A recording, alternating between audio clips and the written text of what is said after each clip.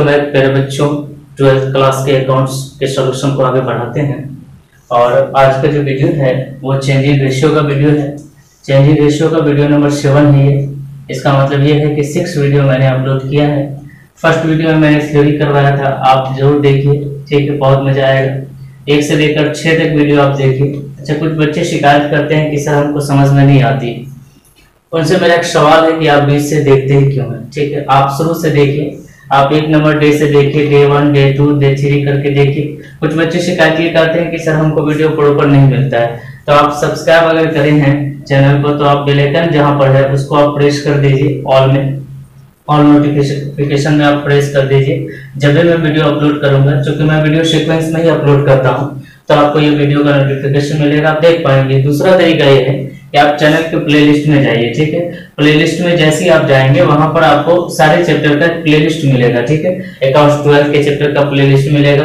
Account 12 के chapter में जब जाएंगे, है ना, वहां भी आपको ये मिल जाएगा। और अलग से चैप्टरों का प्लेलिस्ट भी बना है, जैसे चेंजिंग रेशियो आपको पढ़ने हैं, जैसे आपको गुडविल पढ़ना है, ठीक है, चेंजिंग रेशियो पढ़ना है, गुडविल पढ़ना है या अदर कोई चैप्टर पढ़ने हैं, तो आपको इसका प्लेलिस्ट अलग से मिलेगा, जरूर देखिए। इसके अलावा ऑब्जेक्टिव, थ्योरी सबके वीडियो है हमारे चैनल पे, तो समझने का प्रयास करिए। और आज का जो टॉपिक है, लमसम मैंने सारे टॉपिक करवा दिए इस चैप्टर के। आज एक क्वेश्चन मैं लॉन्ग क्वेश्चन ले रहा हूँ, मैं सीक्वेंस में सारे क्वेश्चन करवा रहा हूँ, ठीक है। और डॉक्टर एस.के. सिंह की बुक हमारे हाथ में है, जैसा कि आप जान रहे हैं कि इनका सोल्यूशन मैं आपको दे रहा हूँ। तो आज का जो वीडियो है वो उसमें हम लोग क्वेश्चन नंबर 21 डिस्कस करेंगे। ये लॉन्ग क्वेश्चन है, ठीक है। क्वेश्चन नंबर 21 हम लोग डिस्कस करेंगे। क्वेश्चन को सबसे ज्यादा जरूरी है समझना। जब तक हम क्वेश्चन नहीं समझेंगे तब तक सॉल्यूशन नहीं समझ में आएगी, इसलिए आपसे गुजारिश है कि क्वेश्चन समझिए, ठीक है।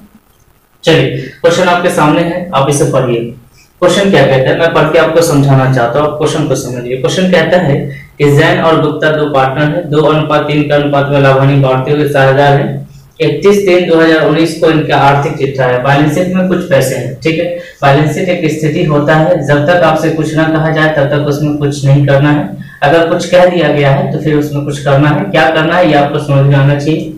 आगे क्वेश्चन नीचे आ जाइए, बैलेंस शीट में क्या क्या है वो देखिएगा। बैलेंस शीट में जैन का कैपिटल है, गुप्ता का कैपिटल है, क्रेडिटर्स में पैसे है, जनरल लेजर में पैसे है, लैंड है, बिल्डिंग है, प्लांट है, प्रॉफिट एंड लॉस अकाउंट में पैसे हैं, ठीक है। हमारे पास 2 चीजें ऐसी है, एक बात आप जान लीजिए कि बंटवारा हो जाता है, प्रॉफिट और लॉस का बंटवारा हो जाता है हर हाल में। जब आप कमाते हो तो बांटते हो, अगर आपने नहीं बांटा है और अगर कोई चेंज आ रहा हो तो उसका बंटवारा आपको करना पड़ेगा, ठीक है, या उससे एडजस्ट करना पड़ेगा, मतलब उसका काम तो करना पड़ेगा। क्लियर? आगे बढ़ते हैं। फॉर्म की ख्याति का मूल्यांकन 75,000 किया गया। 75,000 ख्याति का मूल्यांकन क्यों किया गया ये पूछिए आप हमसे, ठीक है। भूमि का मूल्यांकन किया गया है, 1,50,000 किया गया। आप देखेंगे कि अंदर में भी भूमि है, बिल्डिंग का वैल्यू, लैंड का वैल्यू अंदर में भी है, 60,000 रुपया। बैलेंस शीट के अंदर आप झांक कर देखेंगे तो बैलेंस शीट के अंदर भी जो है सो लैंड का वैल्यू है 60,000 रुपया, ठीक है। मैं आपको पूरा समझा देता हूँ। बिल्डिंग है आपका बैलेंस शीट के अंदर 50,000 रुपया। मैं क्वेश्चन इसको बहुत अच्छे से समझाने का प्रयास कर रहा हूँ, आप समझने का प्रयास करेंगे। प्लांट है, प्रॉफिट एंड लॉस अकाउंट में पैसे हैं 5,000 रुपया, ठीक है। यहाँ जैन के कैपिटल अकाउंट में 90,000 रुपया है, ये गुप्ता के कैपिटल अकाउंट में 90,000 रुपया है, 60,000 रुपया। और क्रेडिटर्स में कुछ पैसे हैं, ठीक है, शॉर्टकट में लिख रहा हूँ 40,000 रुपया। और जनरल लेजर में कुछ पैसे हैं 20,000 रुपया, ठीक है। आप जानते हैं कि आपको पता होना चाहिए ये पार्टनरों का हिसाब किताब हमेशा हर हाल में हमको करने हैं, ठीक है। पार्टनर के हिसाब किताब में ये तो इसका हिसाब ऑलरेडी है, इसके अकाउंट में पैसे हैं। काम जो रुका हुआ है, काम जो रुका हुआ है वो समझिएगा। इस बैलेंस शीट में 2 काम रुके हुए हैं। 2 काम क्या रुके हुए हैं? जनरल लेजर का बंटवारा नहीं हो सका है और इस प्रॉफिट एंड लॉस का बंटवारा नहीं हो सका। ये 2 काम रुका हुआ है, ठीक है, मतलब ये काम नहीं हुआ है और हमको करना पड़ेगा, ठीक है। चाहे जो करना पड़े लेकिन हमको इसका काम करना पड़ेगा, ठीक है। बात समझ में आ रही है? इसका काम सर, इसका काम नहीं करेंगे, इसका काम हम तभी करेंगे जब इसमें कोई चेंज आ रहा हो, ठीक है। लैंड, बिल्डिंग, प्लांट इत्यादि और कर्जों का बंटवारा नहीं होता है, ये बात आप समझ लीजिए, ठीक है। संपत्ति और कर्ज का बंटवारा नहीं होता है। बंटवारा सिर्फ प्रॉफिट का होता है या लॉस का होता है। तो ये प्रॉफिट और लॉस अकाउंट का डेबिट बैलेंस है, इसलिए एसेट साइड में है। ये लॉस का बैलेंस है, खैर लॉस है या नहीं है आपको ये समझना है। ये रुका हुआ काम है, इसका काम करना पड़ेगा। ये जनरल लेजर प्रॉफिट का एक पार्ट होता है, इसको भी बांटकर हमें इसे देना पड़ेगा। तो 2 काम आपका रुका हुआ है, एक ये और दूसरा ये। लेकिन ये सब काम रुके हुए नहीं है। ये लैंड और बिल्डिंग, ये जो क्रेडिटर्स है, एसेट है, ये जो एसेट है और ये जो लायबिलिटी है क्रेडिटर्स, इसका बंटवारा हमको नहीं करना है। लेकिन हाँ, इसमें कुछ चेंज जब आएंगे, ठीक है, तो उससे जो प्रॉफिट और लॉस आएगा उसका हम काम करेंगे, ठीक है। तो यही क्वेश्चन में कहा है बाहर में कि इस लैंड का वैल्यू 1.5 लाख रुपया कर दिया गया है, मतलब 90,000 का आपको प्रॉफिट हो रहा है। ये 90,000 रुपया इसका हम लोग काम करेंगे और ये जाएगा जैन के और गुप्ता के कैपिटल अकाउंट में। यहाँ बिल्डिंग है, ये 45,000 रुपया हो गया है, तो 45,000 हो जाने से ये जो 5,000 का लॉस है इसका भी हम लोग को काम करना पड़ेगा, जो करना पड़ेगा, ठीक है। ये बात समझ में आ गई। बाहर में जो गुडविल लगाया गया है, तो गुडविल आपको जो है क्षतिपूर्ति के लिए लगाया गया है कि किसी पार्टनर के शेयर में कुछ कमी या वृद्धि होती है, ऐसी स्थिति में उसके शेयर की कमी या वृद्धि को पूरा करने के लिए गुडविल का वैल्यू 75,000 रुपया लगाया गया।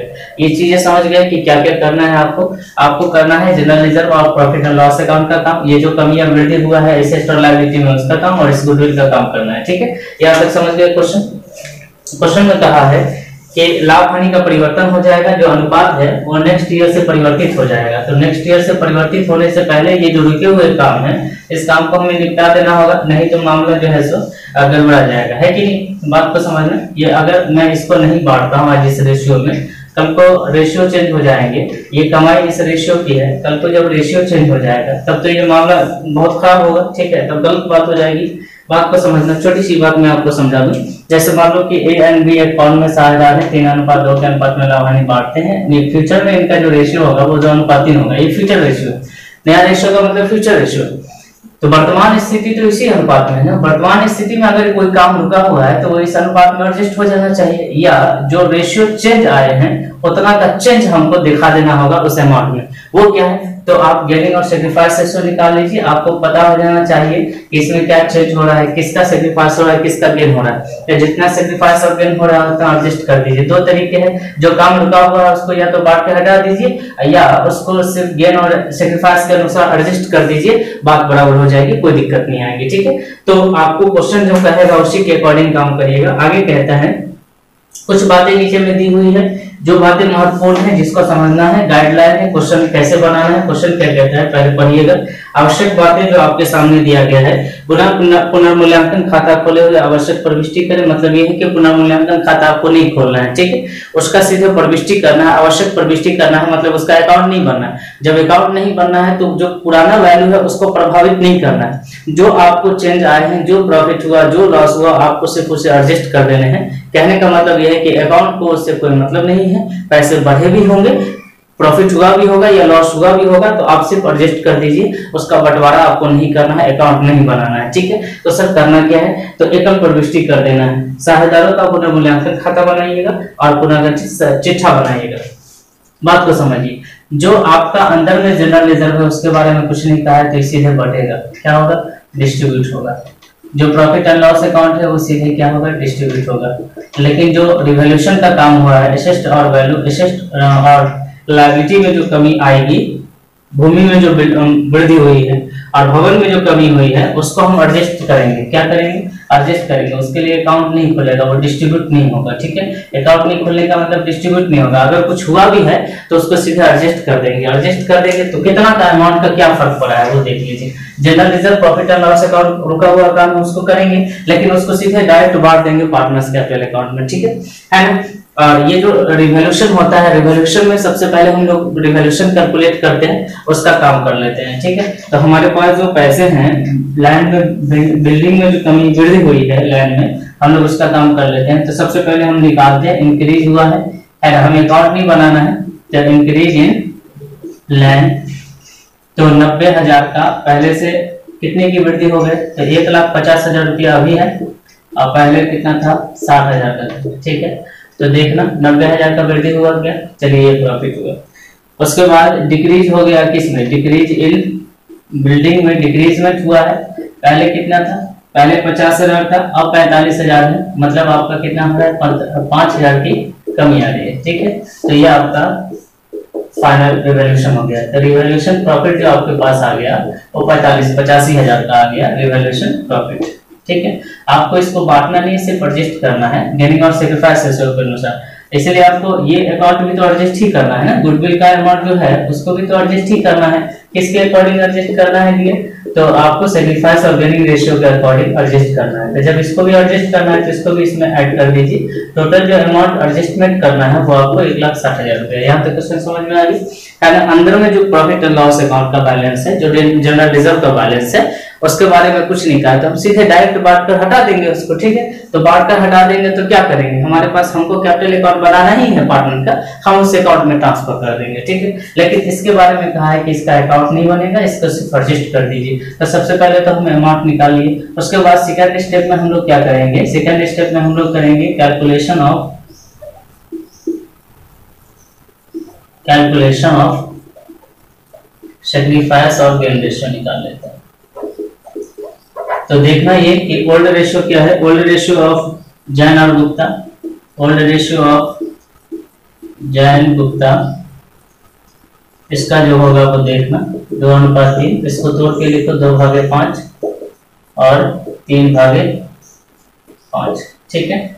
उसके बाद आगे बढ़ना, न्यू रेशियो समान अनुपात होगा, तो न्यू रेशियो जो है, ठीक है, 1:1 होगा, तो ये 1/2 होगा, 1/2 होगा। अब बात कर ले अगर हम जैन की, तो जैन का पुराना 2/5 था, उसमें से घटाएंगे 1/2, ठीक है। एलसीएम करेंगे 10 होगा, 2 दूना 4 होगा, ठीक है, और 5 इकाई 5 होगा। अगर आपको नहीं समझ में आ रहा है तो पुराना वीडियो, पिछला वीडियो सब जरूर देखिए, ठीक है। 4 में से 5 घटाएंगे, आंसर माइनस में आ रहा होगा, इसलिए इसको गेन कहेंगे। 1/10 का इसका गेन है, मतलब ये कि बंटवारा नहीं होगा, सिर्फ 1/10 इसका हिसाब बन जाएगा, ठीक है। 1/10 हिसाब बन जाएगा, क्लियर है।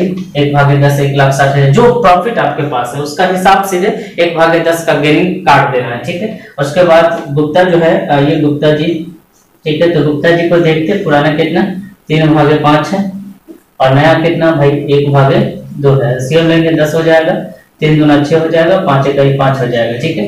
तो पहले से 6 हिस्सा था, 5 हिस्सा है, इसका गेन हुआ, ठीक है, सॉरी सैक्रिफाइस हो गया, प्लस में आंसर आ रहा होगा तो उसको सैक्रिफाइस कहेंगे।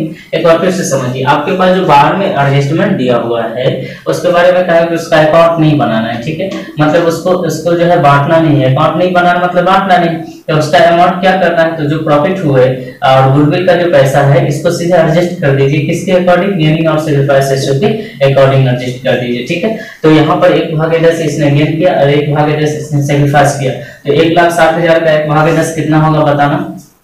1,60,000 का 1/10 16,000 रुपया होगा, कितना होगा 16,000 रुपया। यहाँ तक समझ में आ गई। आप इसका एंट्री पास कर लीजिए, ठीक है, क्योंकि आपको कहा है कि आवश्यक प्रविष्टि भी करें। आपको जो गुडविल का जो इसका एडजस्टमेंट का जो हिसाब किताब है उसका प्रविष्टि भी आपको करना है, जर्नल एंट्री भी करना है, ठीक है।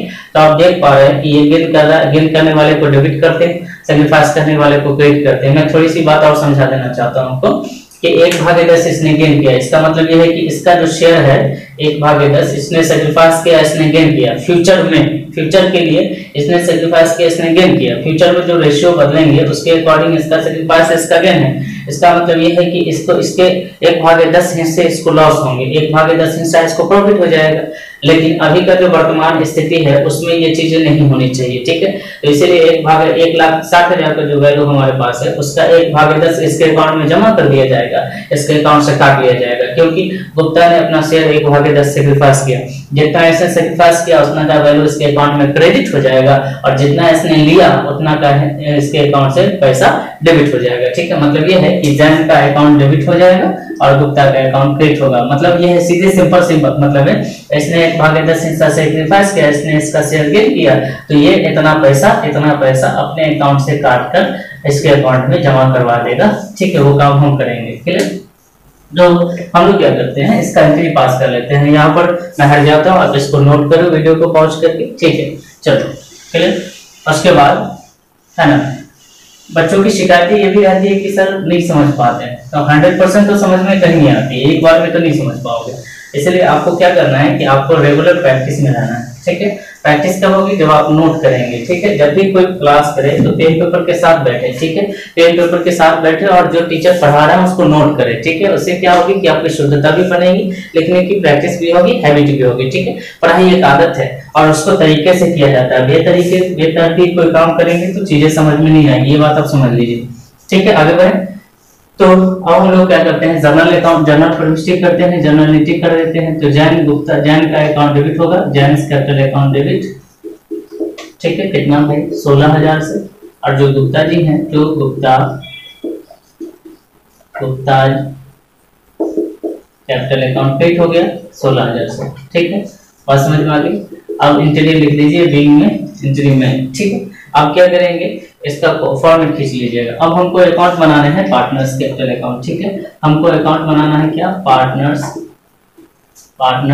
कैपिटल अकाउंट बनाना है। दो पार्टनर के नाम है ना।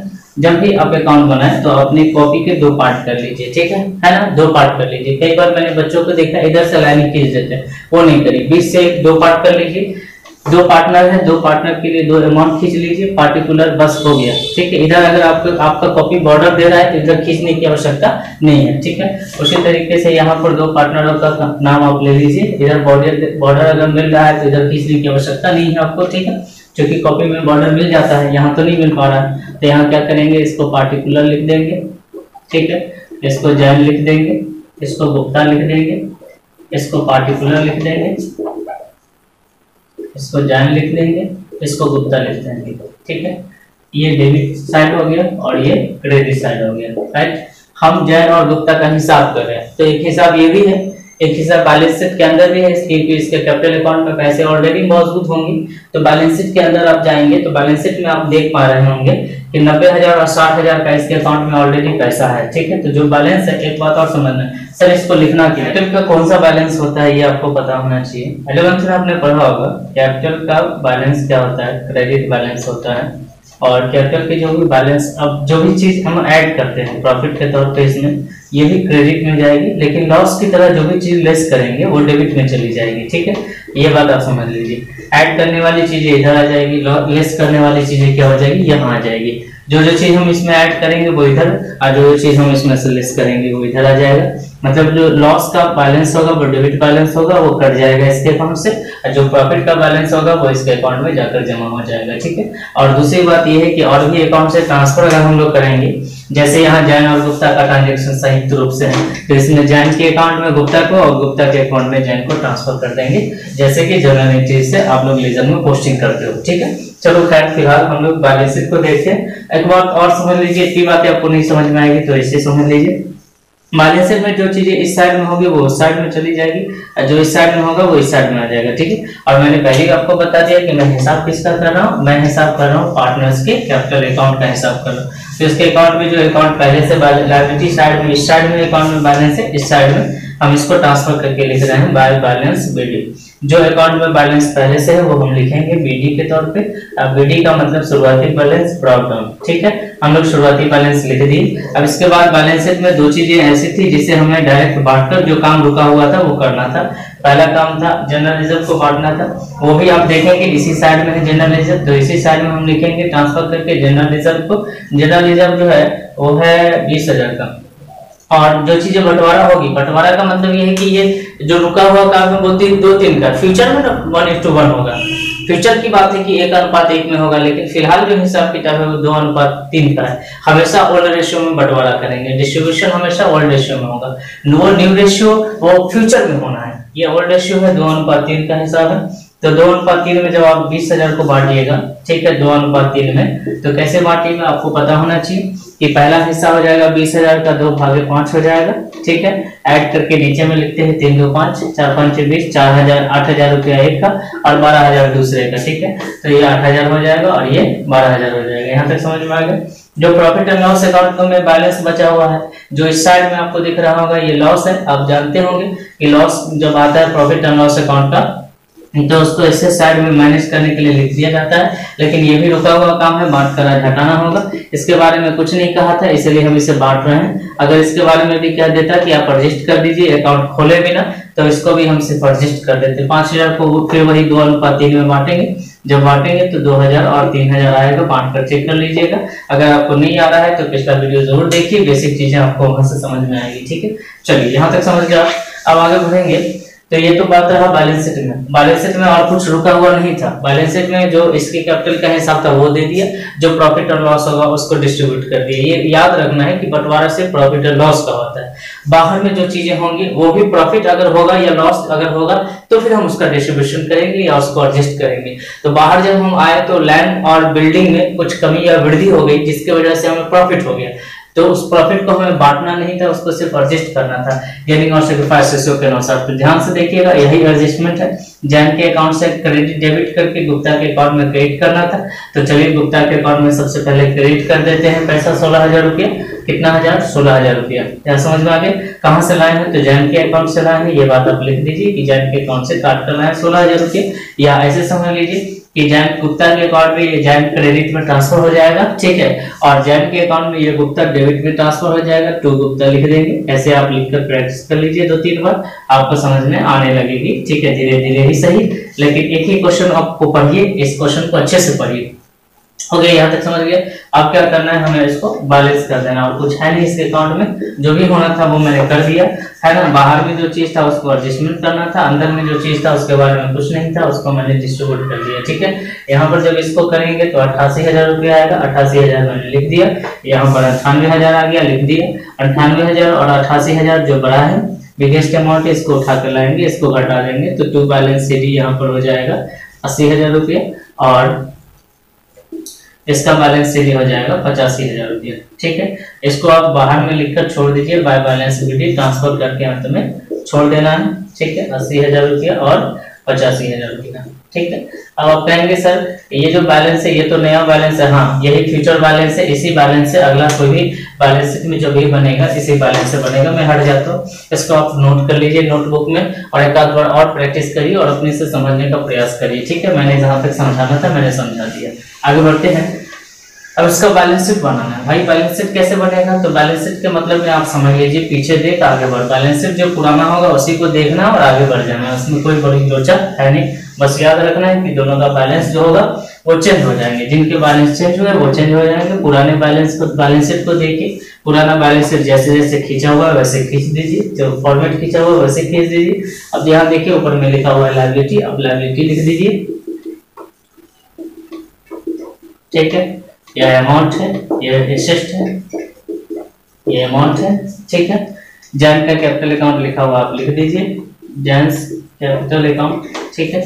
हमको यहाँ 90,000 है, लेकिन अब जो हिसाब है ये जो अब हिसाब है वर्तमान में जो चेंजेज आ गए, वो नया रेशियो नया अमाउंट लिखना है आपको। ये 80,000 आया था, ठीक है। मैंने जैन का कैपिटल 80,000 लिखा, और गुप्ता का देखना, गुप्ता का जो कैपिटल अकाउंट है वो 90,000 था, 60,000 था, लेकिन अब जो है 85,000 है, तो 85,000 लिखना, ठीक है। क्रेडिटर्स के हिसाब में कोई परिवर्तन कुछ आया नहीं है, तो जो था वही लिख देंगे, ठीक है। क्रेडिटर्स का जो हिसाब जो था वही लिख देंगे। जनरल रिजर्व को मैंने क्या किया, तो जनरल रिजर्व हम नहीं लिखेंगे क्योंकि हमने इसको बांट कर यहाँ एडजस्ट कर दिया, तो दो बार कहाँ दिखेंगे, ठीक है। जनरल रिजर्व को मैंने हटा दिया। लैंड का वैल्यू जो है जो था वो लिखना है। क्यों? क्योंकि सर इसमें परिवर्तन तो हुए हैं, लेकिन इस क्वेश्चन में कहा है कि उसका अकाउंट आपको मेंशन नहीं करना है।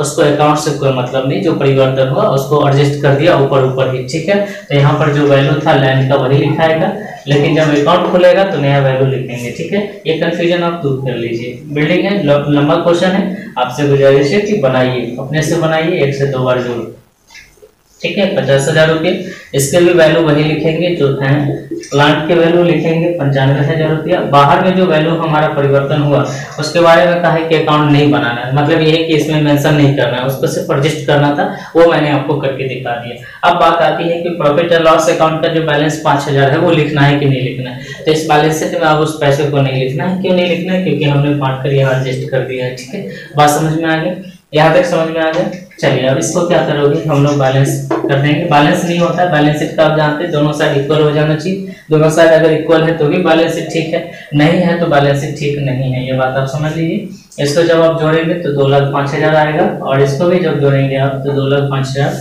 आ जाना चाहिए, 2,05,000 रुपये, ठीक है। मतलब ये है कि दोनों साइड मेरा बिल्कुल इक्वल है, दोनों साइड मेरा ठीक है, और अभी तक जो भी मैंने काम किया वो बिल्कुल सही काम किया, ठीक है। तो इस क्वेश्चन में आपको इतनी चीजें सीखने को मिली होंगी, हमें उम्मीद है कि आपको समझ में आया होगा। जो चीज आपके बारे में जान लीजिए, जिसके बारे में नहीं कहा है बैलेंस शीट के अंदर में, उसको सीधे बांट कर हटाइए, बैलेंस सीधे ट्रांसफर करिए पार्टनर को। और पार्टनर का हिसाब आपको एटलीस्ट करना है। मेन काम क्या है, पार्टनर का हिसाब करना है। तो पार्टनर के जो कैपिटल अकाउंट में हिसाब होना है वो आप समझ लीजिए कि किसका जर्नल एंट्री करना और क्या करना है। बाहर में जो चीजें आपको दे रखी है, बाहर में जो चेंजेज आई हैं, प्रॉफिट है, गुडविल है, उसके बारे में क्या कहा है, उसके बारे में सीधे कहा है कि उसका एडजस्टमेंट करिए, उसका अकाउंट नहीं बनाइए, उसको अकाउंट में मेंशन नहीं करिए। इसलिए यहाँ जो बैलेंस रहा, बैलेंस शीट ये 1,50,000 रुपया नया वैल्यू हुआ था, लेकिन हमने सिर्फ पुराना वैल्यू इसीलिए लिखा है क्योंकि मैंने उसको मेंशन अकाउंट में नहीं किया, उसको सीधे एडजस्ट किया है, कैपिटल अकाउंट में बांटकर कैपिटल से एडजस्ट कर दिया है। ठीक है, ये बात आप समझ में आनी होगी, आएंगे। ठीक है, इस चैप्टर में जितने भी क्वेश्चन थे आपके इस बोर्ड के, स्टेट बोर्ड के लिए काफी है। जितना क्वेश्चन मैंने आपको करवा दिया है, 7th वीडियो था ये। ठीक है, जितना क्वेश्चन मैंने आपको change in profit sharing ratio से करवा दिया है, ठीक है, आपका ये पार्टनरशिप अकाउंटिंग का 3rd चैप्टर है, उतना काफी है स्टेट बोर्ड के लिए। ठीक है, इसके अलावा कुछ मिसलेनियस क्वेश्चंस हैं, ठीक है, वो आप बनाकर देखेंगे। ठीक है, नहीं बनेगा तो कमेंट्स बॉक्स में लिखेंगे, एक वीडियो स्पेशल उसके लिए हम बनाकर देंगे। ठीक है, मिसलेनियस क्वेश्चन के लिए। ठीक है, बाकी मैंने स्टेट बोर्ड के लिए काफी है इतना क्वेश्चन। अगर इतना क्वेश्चन भी आप कर लेते हो, रेशियो वाले क्वेश्चन कर लेते हो, बंटवारे वाले, एडजस्टमेंट वाले, वो काफी है। ठीक है, तो हम कोशिश ये कर रहे हैं कि हम सिलेबस को कवर कर सकें। बाकी जो एक्स्ट्रा फैक्ट होंगे, एक्स्ट्रा चीजें होंगे, वो हम करते रहेंगे। ठीक है, हमेशा करते रहेंगे।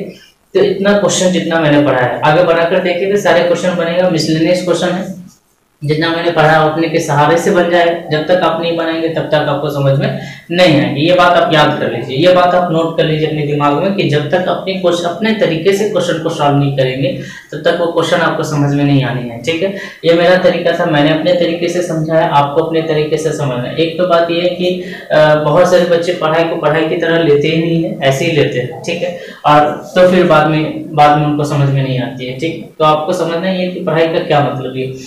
एक तरफ आप हैं, एक तरफ किताब है, एक तरफ टीचर है। ठीक है, टीचर क्या कर रहा है, किताब को सॉल्व करके दे रहा है। ठीक है, आपका क्या काम है, उसको लेना है। ठीक है, आप किताब के सहारे भी लेना और टीचर के सहारे भी लेना है। बच्चे क्या होते हैं, डिपेंडेंट हो जाते, टीचर के भरोसे हो जाते हैं। ठीक है, जहां दिक्कत आ जाती है हमेशा टीचर 100% नहीं दे पाता है। ठीक है, कोशिश तो करता है लेकिन आप तक नहीं पहुंच पाता होगा, तो वो चीज आपको लेनी है, किताबों के सहारे लेनी है, टीचर के सहारे लेनी है। ऑनलाइन में दे रहा हूँ, आप ऑफलाइन भी पढ़ाई करते हो, जहाँ पढ़ते होंगे। ठीक है, आपको क्या करना है, प्रैक्टिस करना है। मैं बस इतना समझाना चाहता हूँ कि लिखने की हैबिट डालिए। लिखने से बहुत फायदे हैं। ठीक है, एक तो यह है कि आपका ध्यान नहीं भटकेगा, लिखेंगे जिस समय उस समय। दूसरी बात यह है कि आपको क्या होगा कि आपकी हैंडराइटिंग बढ़ेगी, लिखने की प्रैक्टिस होगी। एग्जामिनेशन हॉल में स्पीड भी मायने रखती है। ठीक है, आपके पास लिमिट टाइम होता है, वहां पर क्या होता है, कई बार क्या होता है, आपको आते हुए भी आप नहीं लिख पाते हो। ठीक है, तो लिखने की प्रैक्टिस जारी, लिखेंगे तो मजा आएगा। लिखने का एक मजा अलग ही है। ठीक है, जितना पढ़ने का मजा नहीं है उससे ज्यादा लिखने का मजा है, और लिखने से ज्यादा शुद्धता। एक चीज और यूनिक है इसमें, एक चीज और बहुत बड़ी है कि आपकी शुद्धता बढ़ती है लिखने से। ठीक है, कुछ चीजें क्या होती है, रट तो लेते हैं लेकिन उसकी शुद्धता नहीं बनती, स्पेलिंग मिस्टेक कर जाते हैं। लेकिन जब आप लिखते रहेंगे तो स्पेलिंग कभी मिस्टेक नहीं, आपका दिमाग जहां पर काम करना बंद कर देगा वहां पर हाथ ऑटोमेटिक चलेगा। ठीक है, ये क्वालिटी है लिखने में। ठीक, तो इसीलिए नोट बनाइए, लिखिए, है ना। थ्योरी जब पढ़िए, ऑब्जेक्टिव जब पढ़िए तो उसके शॉर्ट नोट्स बनाइए, है ना। यकीन मानिए कि सब चीजें फंडा है पढ़ने की। ठीक है, एक स्पेशल वीडियो में कोशिश करूंगा इसमें बनाकर आपको दूं। ठीक है, चलिए, तो ये 21 नंबर क्वेश्चन आप फिर से देखिए, है ना, शुरू से देखिए और एक एक चीज को समझने का प्रयास करिए मैंने क्या समझाया, और अपने क्वेश्चन अपने सामने क्वेश्चन रख के बनाइए। ठीक है ना, मैंने लैंड का वैल्यू यहाँ पर इतना क्यों डाला, ये सवाल पूछिए। ठीक है, और सवाल से सवाल करिए, ये आपको समझ में आएगी। ठीक है, और भी कोई दिक्कत आती है तो आप कमेंट्स बॉक्स खुला हुआ है, आप लिखिए, वहां पर आप मुझे बताइए, मैं आपको आपकी प्रॉब्लम को सॉल्व करके कोशिश करूंगा देने की। ठीक है, बात समझ में आ रही है। अगर आप चैनल पर नए हैं तो चैनल को सब्सक्राइब कर लीजिए, वीडियो को लाइक जरूर कर दीजिए। ठीक है, ताकि आपका एक लाइक बहुत कुछ कर सकता है, ये बात आप समझ लीजिए। और रेगुलर चैनल पर बने रहिए और देखते रहिए, जब भी चीजों को देखिए तो सीक्वेंस वाइज देखिए। ठीक है, मिलते हैं नेक्स्ट वीडियो में, नेक्स्ट चैप्टर शायद। ठीक है, इसका मैं वीडियो बनाऊंगा मैं। ठीक है, तो मिलते हैं नेक्स्ट वीडियो में, बाय बाय, टेक केयर।